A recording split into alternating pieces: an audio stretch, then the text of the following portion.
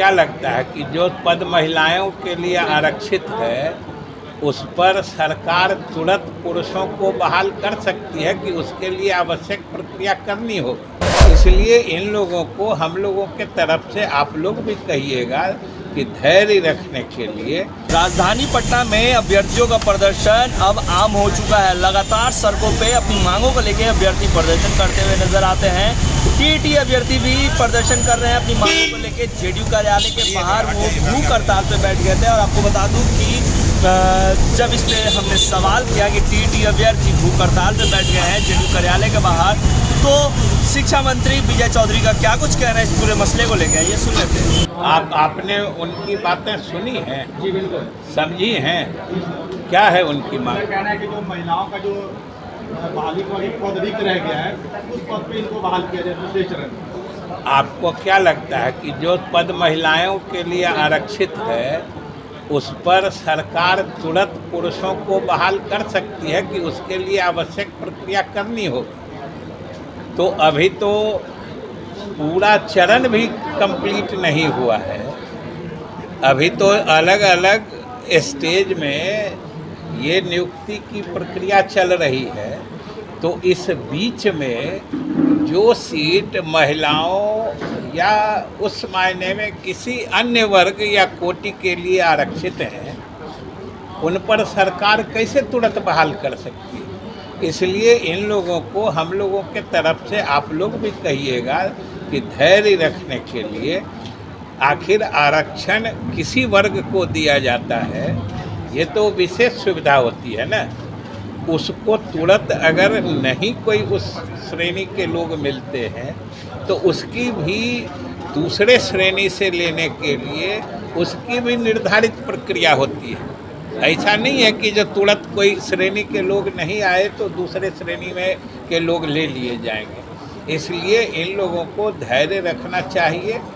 हम लोग सारे स्थिति की समीक्षा करके सही समय पर सही निर्णय लें। सर, अभी किस किस तरीके की समस्या जो है वो आ रही है, आप लोग बैठे हैं निदान करने के? इसमें हर विभाग की अलग अलग तरह की समस्याएं होती हैं। जैसे शिक्षा विभाग में है, नियोजन के संबंध में है कि कहीं कोई नियोजन पर सही समय में नहीं पहुंच सके हैं। किन्हीं की शिकायत जो बिहार स्कूल एग्जामिनेशन बोर्ड है, सर्टिफिकेट दिया गया है उसमें कहीं थोड़ी कोई त्रुटि हो गई है, जन्म तिथि में कहीं कोई त्रुटि हो गई है, फादर्स नेम में कहीं कोई त्रुटि हो गई है, नाम के स्पेलिंग में अनेक तरह की शिकायतें आती हैं। और हम लोग उनकी संतुष्टि और फिर दूसरी बात कि जो भी प्रक्रियात्मक पहलू है उसके जिस तरीके से समाधान हो सकता है वो हम लोग तरीका बताकर तुरंत उसमें संबंधित अधिकारी से संपर्क करके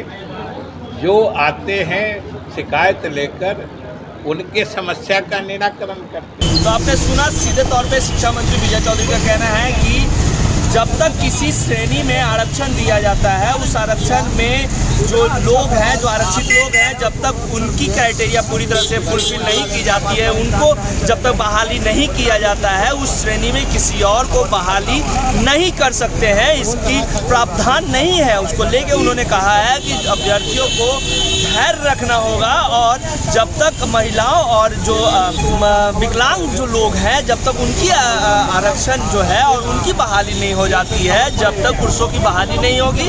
और सीधे शब्दों में उनका कहना था कि अगर महिलाएं की बहाली प्रक्रिया पूरी तरह से पूरी हो जाती है तभी हम पुरुषों के लिए बहाली करेंगे। और जिस तरीके से महिलाओं को आरक्षण दिया गया है तो पहले महिलाओं की जो सीट है, जो वैकेंसी है, वो पूरी तरह से फुल हो जाएगी।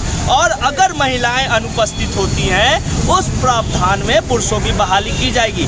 तो सीधे तौर पे शिक्षा मंत्री ने ये कह दिया है कि टीटी अभ्यर्थी जो पुरुष अभ्यर्थी हैं जो अपनी मांगों को लेकर प्रदर्शन कर रहे हैं और 2019 वैकेंसी की बहाली को लेके जो बोल रहे हैं उसको लेके साफ शब्दों में शिक्षा मंत्री ने कह दिया कि सबसे पहले महिलाओं की होगी। जो कि सबसे ज़्यादा अधिकार उनका है, सबसे, क्योंकि आरक्षण 50% के आरक्षण महिलाओं को है और पहले महिलाओं के जब जो सीट है वो पूरे फुल हो जाएंगे उसके बाद ही पुरुषों की जगह अगर महिला अनुपस्थित होती हैं उस क्राइटेरिया में तब जाके पुरुषों की वैकेंसी होगी। हालांकि अभी तक शिक्षा मंत्री ने पूरी तरह से नहीं कहा है कि महिलाएं अगर अनुपस्थित होती हैं तो पुरुषों की वैकेंसी, पुरुषों की बहाली की जाएगी। अब देखने वाली बात है कि एक तरफ जहां टीईटी अभ्यर्थी अपनी मांगों को लेके भूख हड़ताल पे बैठे हुए, वहीं शिक्षा मंत्री ने साफ शब्दों में कह दिया कि अभी धैर्य बनाए रखें, जब महिलाओं की काउंसलिंग पूरी हो जाएगी तभी पुरुषों की काउंसलिंग होगी। इससे जुड़ी तमाम अपडेट लाइव बिहार देते रहेगा। अभी के लिए इतना ही, नमस्कार। लाइव बिहार यूट्यूब पर सब्सक्राइब और फेसबुक पर लाइक जरूर करें।